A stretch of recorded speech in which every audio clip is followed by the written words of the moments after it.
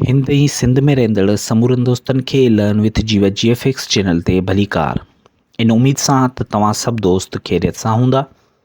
जीअं त सिंधी जो जेको पेपर आयो हो SST ऐं HST वारी टेस्टनि में, जेको सिंध पब्लिक सर्विस कमीशन टेस्टूं कंडक्ट कयूं हुयूं 4 तारीख़ ते मई 4 2024 ते, यानी कल्ह जेको पेपर थियो उन में सिंधी वारो जेको हिसो आहे उनखे अॼु असीं कवर कंदासीं।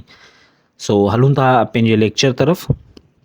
त हिन में पहिरियों सुवालु आयो आहे त सिंधी ॿोली किताब कंहिंजो लिखियलु आहे।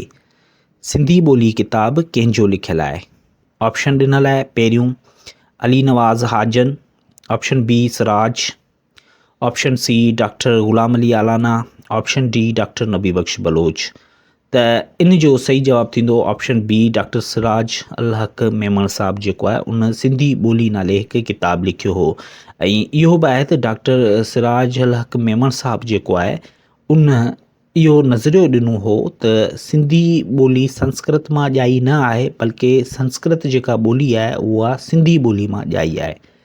त हिन जो जेको सही ऑप्शन थींदो त सिंधी ॿोली किताब जेको लिखियलु आहे उहो कंहिंजो लिखियलु आहे, सिराज अल हक़ मेमण साहिब जो लिखियलु आहे। ॿिए नंबर सवाल तरफ़ अचूं था त सिंधी अदब में अफ़साननि जो किताब करबला कंहिंजो लिखियलु आहे। अफ़साननि जो किताब करबला कंहिंजो लिखियलु आहे। ख़ैरुलनिसा जाफ़री, माणक, नूरुल हुदा शाह, शौकत हुसैन शोरो। त इन जो सही जवाबु थींदो करबला जेको कहाणियुनि जो किताब लिखियलु आहे, अफ़साननि जो किताब जेको लिखियलु आहे उहो नूरुल हुदा शाह जो लिखियलु आहे। कहिड़ो दास्तान रज़मिया आहे। हाणे रज़मिया जेको आहे, जेके जंगी लड़ाई थींदी हुई त उनखे रज़मिया चयो वञे थो। ठीकु है। त सिंधी अदब में भट्ट ऐं भाण जेके हुआ उन्हनि गाहूं जेके चयूं हुयूं उहे दोदे चनेसर जूं गाहूं चयूं हुयूं। त दोदो चनेसर ऐं अलाउद्दीन खिलजी जी जेका जंग लॻी हुई त उहा रज़मिया दास्तान में शुमार थिए थी। लाखो फुलाणी मेहराणी जेको आहे उहो इश्किया दास्तान आहे, मूमल राणो बि इश्किया दास्तान आहे ऐं लैला चनेसर बि इश्किया दास्तान आहे। त हिन में ऑप्शन ए सही थींदो दोदो चनेसर।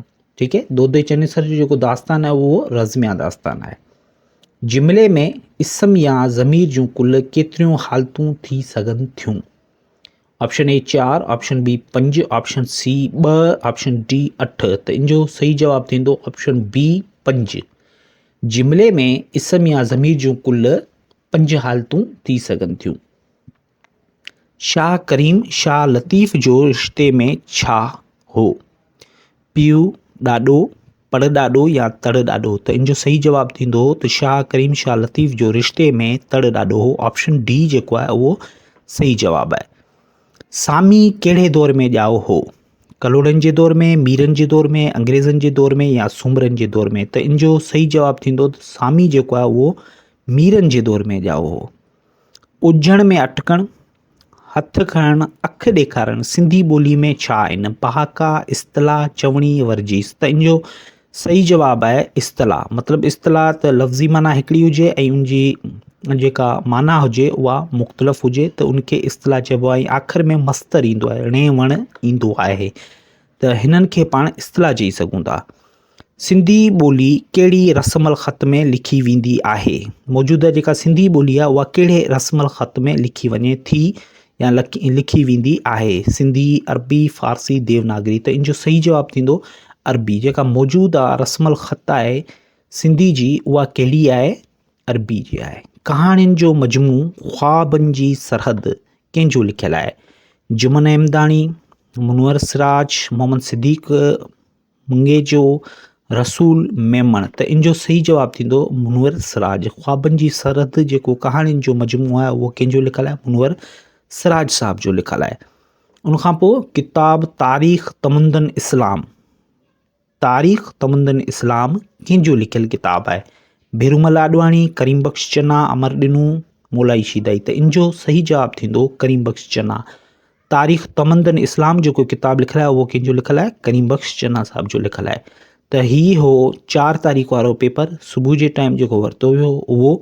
मूंखे उमेदु आहे त हिन पेपर में जेके बि सवाल आहिनि उहे बिल्कुलु दुरुस्त हल थियल आहिनि ऐं इहे सवाल तव्हांखे जेको आहे आंसर की चेक करण में मददगार साबित थींदा। ही हुआ अनऑफिशियल MCQs सही थियल। इंशाल्लाह जॾहिं ऑफिशियल की ईंदी त इनखे वरी पाण जेको आहे दुबारा ॾिसंदासीं, पर जेतिरे क़दुरु मुंहिंजे इल्म में आहे त इहे ऑप्शन जेके आहिनि मूं टिक करे तव्हांजे साम्हूं पेश कया आहिनि, या जेके मुनासिबु जवाब हुआ उहे तव्हांजे साम्हूं रखिया आहिनि। त अॼु जे लाइ एतिरो ई। इंशाल्लाह वरी नए पेपर सां गॾु हाज़िर थींदासीं। तेसीं ताईं पंहिंजे दोस्त जीवत कुमार खे इजाज़त ॾींदा। सिंध सलामत, साथ सलामत।